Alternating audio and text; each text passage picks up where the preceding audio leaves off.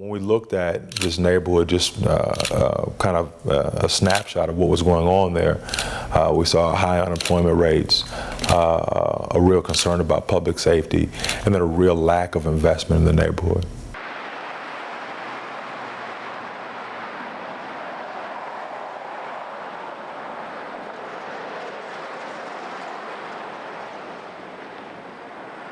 The things that we're doing outside of education are being done all over the country. So people are investing in housing, people are investing in infrastructure and neighborhood amenities. But really, in our view, the glue that holds all that together is that children in a neighborhood have a top-notch and outstanding educational pipeline that they can just progress through. Ayana, do I have your lid, honey? Made it!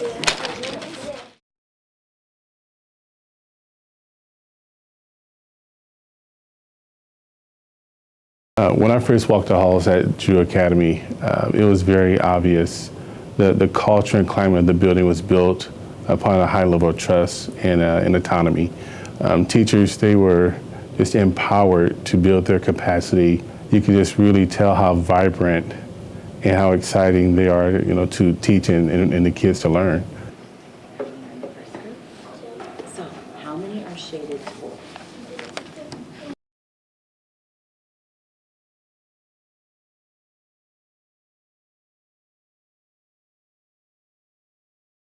We want to give them early exposure, continuous exposure and activities so that when they go to high school and they go to college, they could say, I learned that at school, I learned that at Kennedy.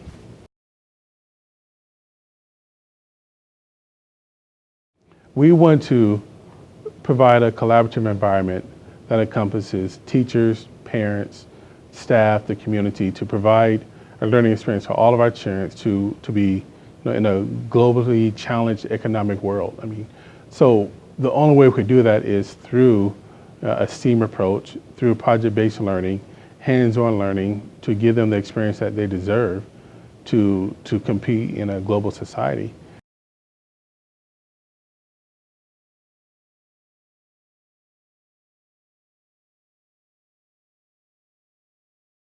The partnership is the big piece that makes it work.